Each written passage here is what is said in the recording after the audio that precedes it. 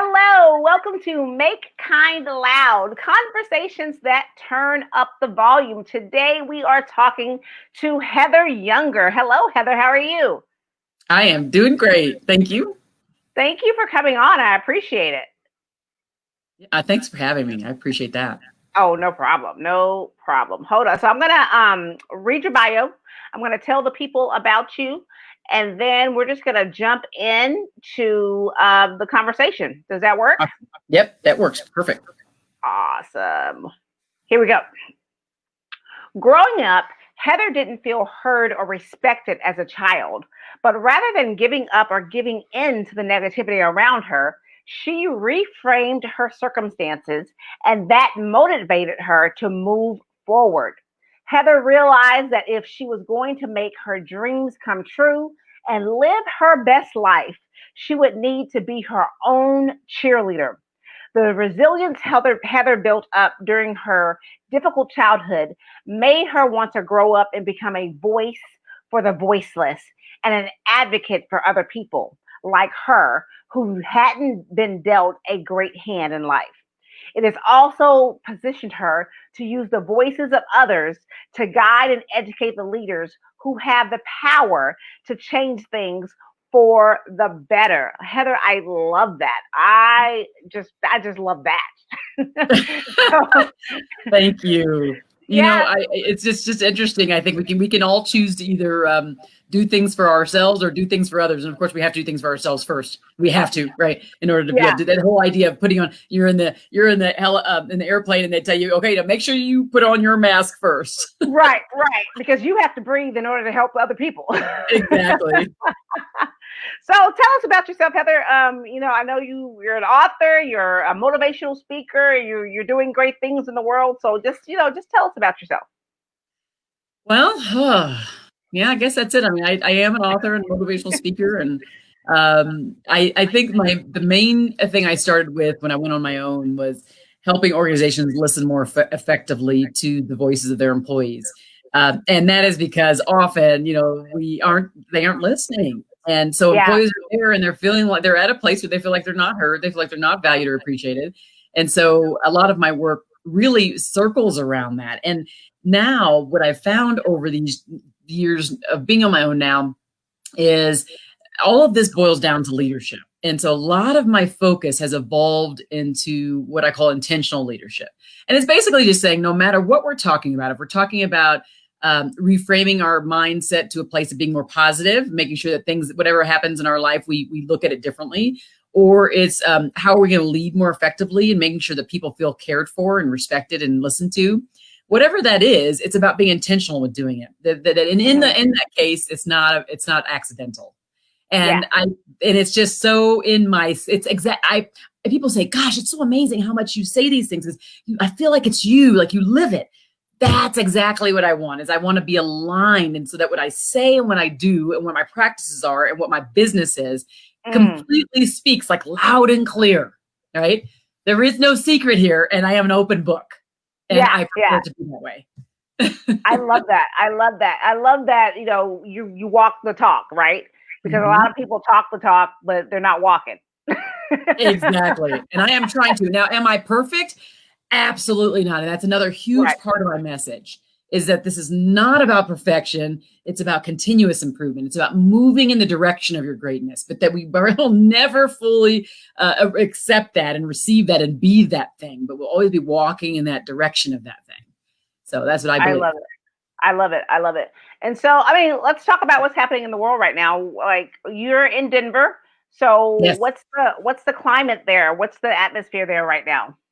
Well, I'm in Aurora, in a suburb, and I'm going to be honest, I'm doing a lot of distancing. So we don't go out that much, and if we do, it's mostly in our little community, and it's like still distant. And I have 4 kids, and so I'm very careful. But I haven't heard as much as I've heard before, but haven't been paying attention as much, and that is because of my intentionality focus. And so that for me, it really brings me down to sit and watch the news a lot.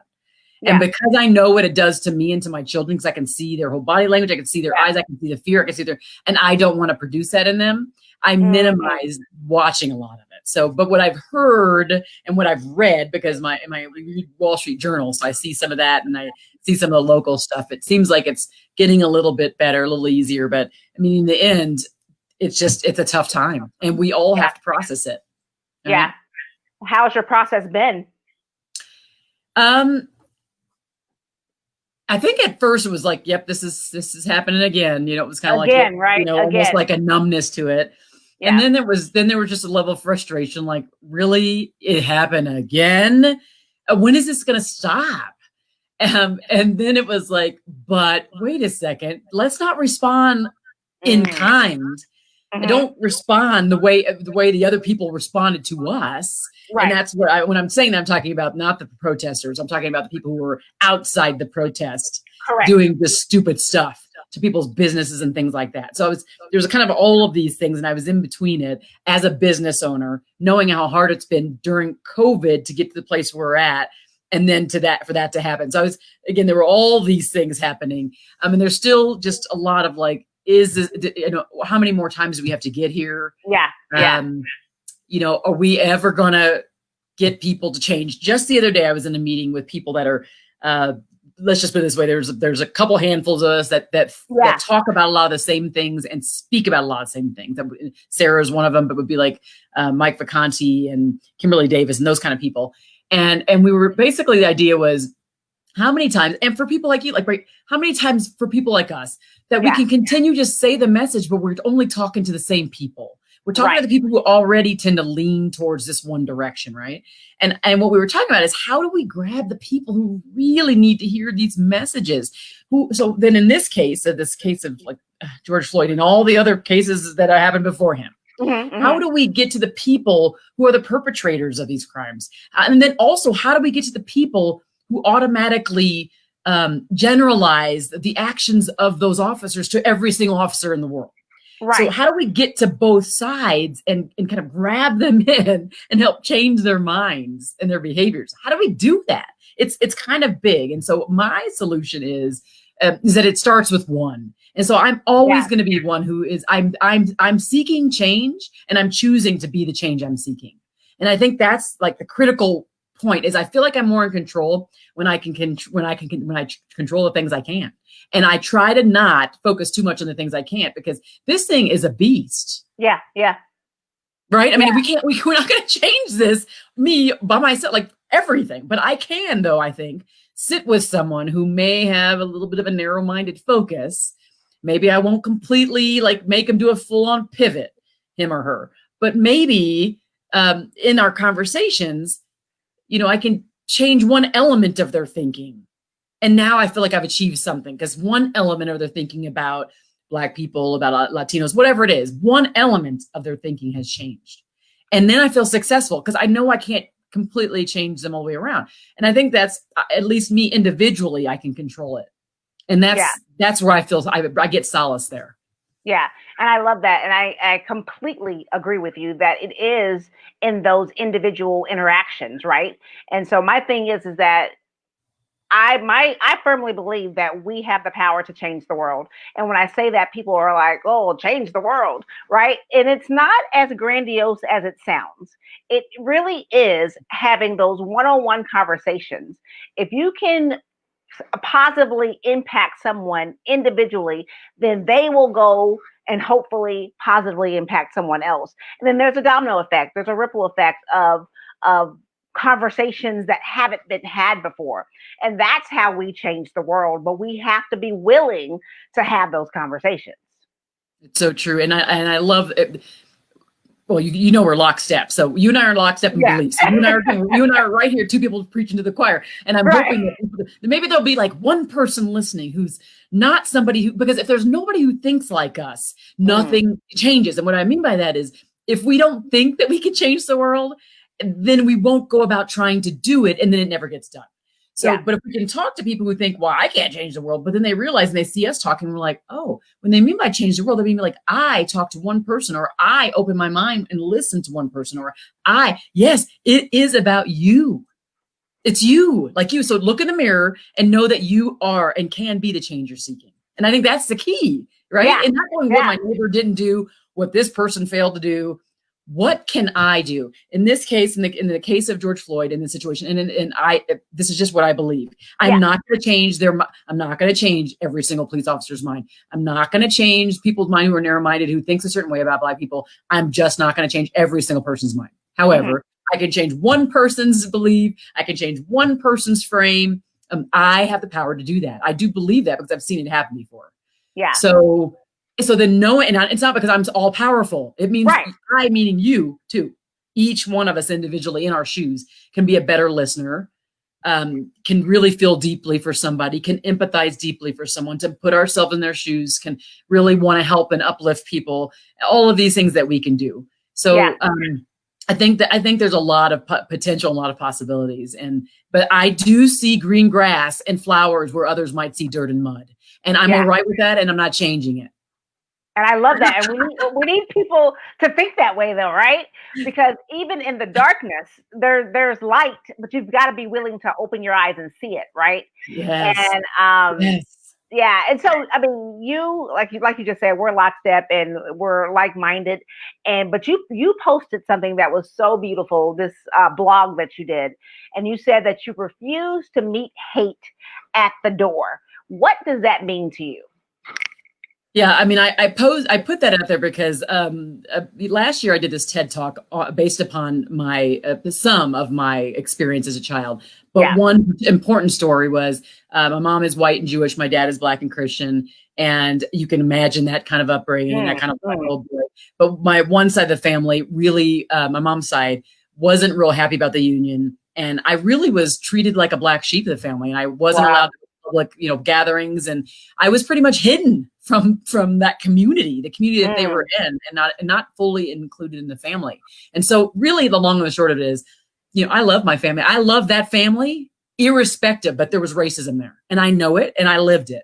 I could have chosen to come out of that being just as narrow-minded, being someone who was kind of hate-filled or fear-filled or whatever it was.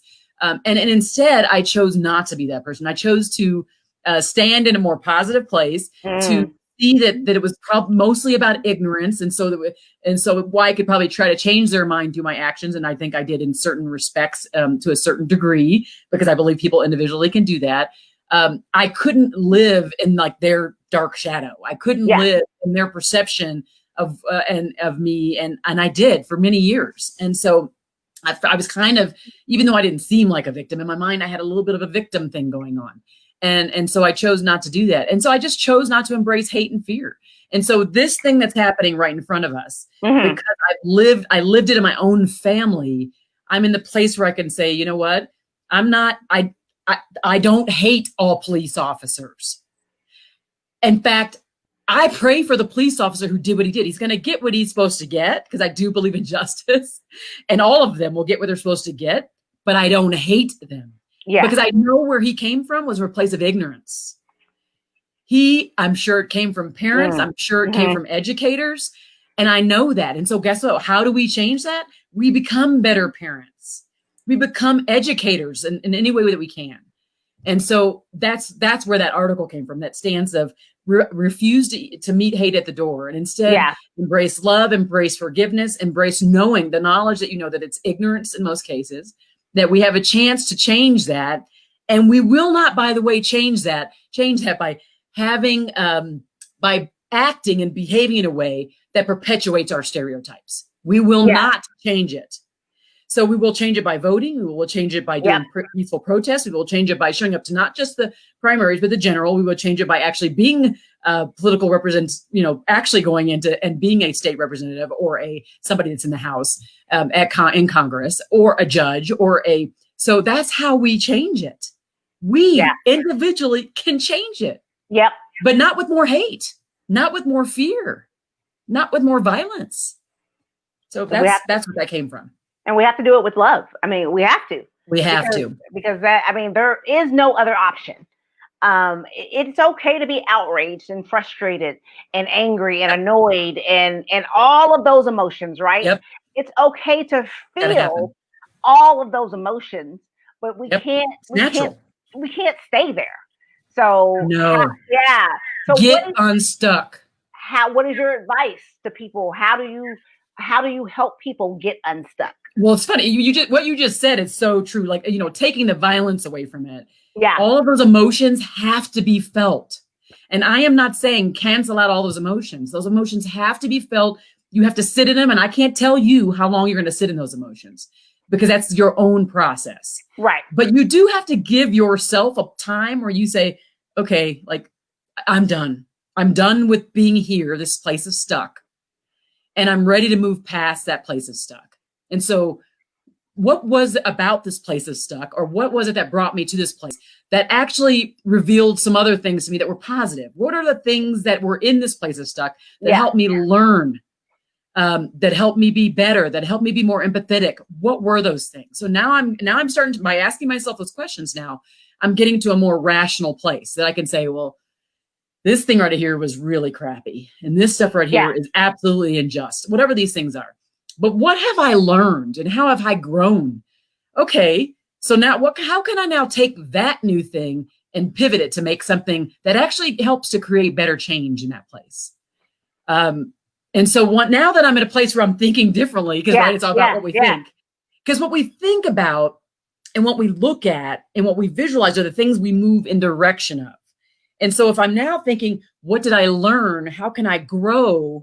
Now what can I do differently? Now I'm moving in a different direction in the place of stuck. And I'm seeing things differently. I'm behaving differently. I'm hearing differently. I am my brother's keeper. I heard this and I believe this, that I am my brother's keeper. And guess what? My brother is not just those who look like me. My brother's keeper are the people who are the perpetrators too. So it means that, like, I have a responsibility to say, how do I change their minds? How do I help them get from the place of where they're at? It might have been their parents, it may have been their educators, but what role do I play? Right. Because so that's, to me, that's empowering, isn't it? Isn't that I think it's uplifting to say I can control some of this. I can't control all of it. Don't get stuck. Don't get in a place where now I'm debilitated because I can't control everything. What can I control? What can I influence? Right. Is the political process part of that? I love that. Right?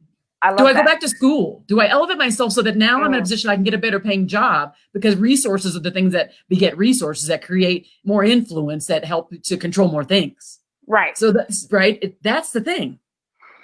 But us smashing down windows, I mean, doing things that are hurting people that may not be in the same mindset as the people that just did what you're protesting is not good. Because now what you could do is you expand negative influence. Now you're influencing people in a way that's making people who may have been more on our side and been more open-minded be less open-minded, right? It's the negative ripple effects of some of this stuff is not good.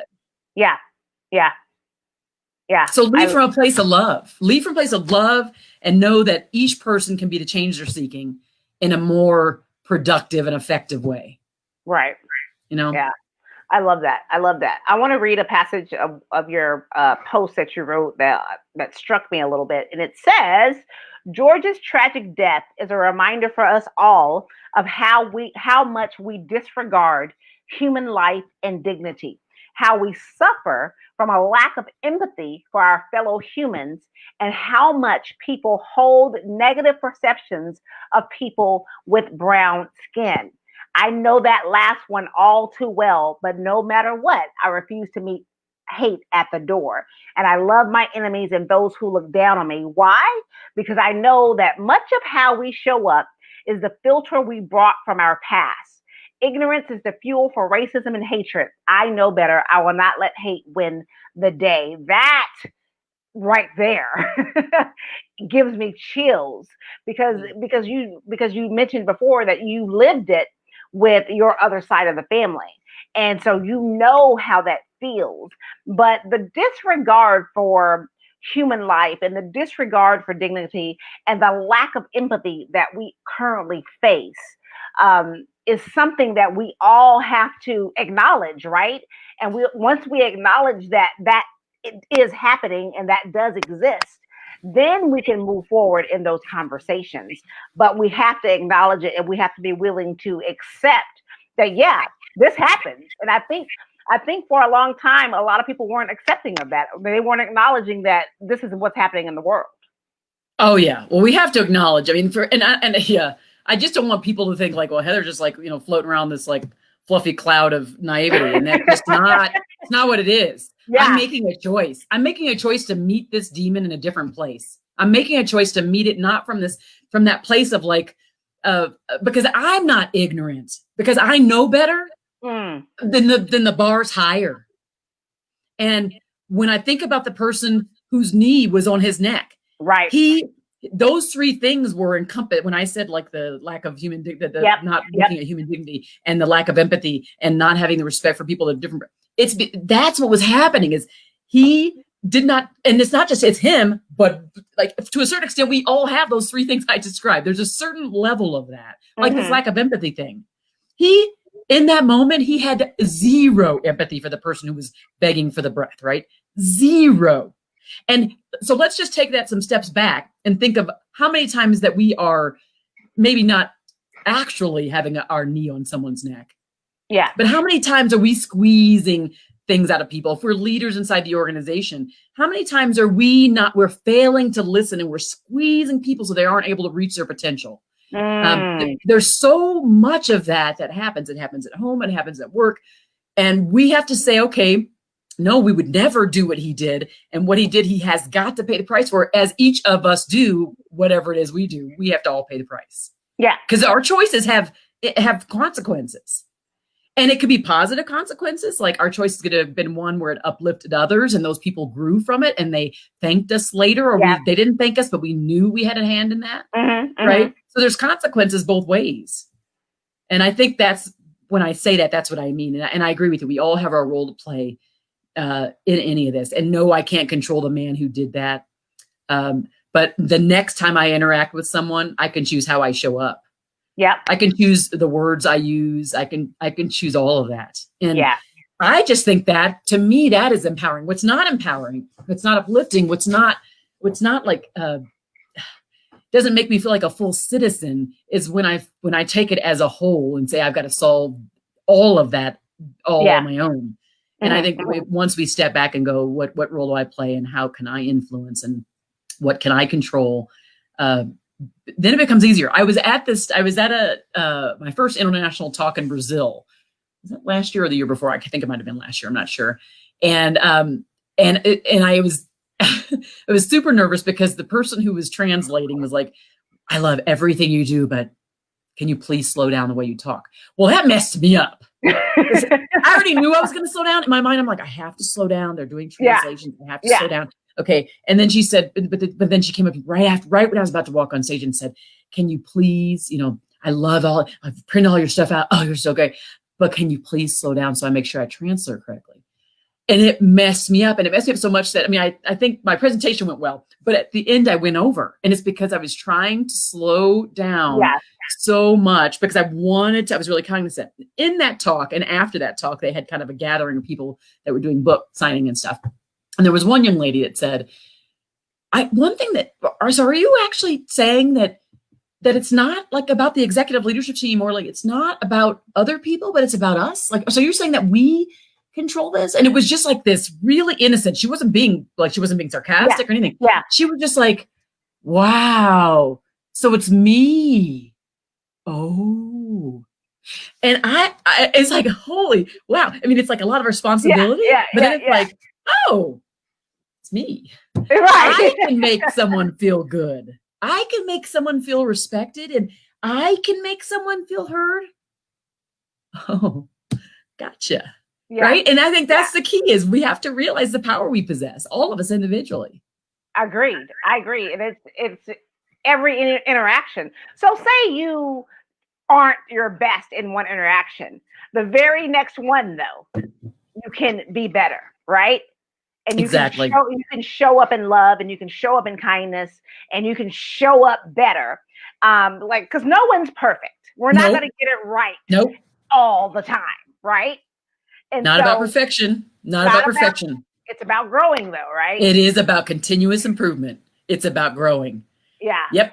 That's exactly right. Because even me, I think of myself, I'm like one of the better managers there. And I can tell you I can think right now multiple times where I had to go, oops. And I'd go sit down with the team or the team member and say, I am so sorry. Like, either I overshared, or I'm so sorry because I put too much on your plate and I didn't even stop to ask you if you could take more on. Like, there are many. So I think that if you're in an interaction and it was not your best, it's okay to go back and apologize. In fact, you're going to go up like 3-4 levels once you actually do that. Yeah. So vulnerability actually leads to stronger relationships, I think, is the key. I love that. And I agree with that. So you have 4 kids, right? I do. So what kind of conversations are you guys having right now?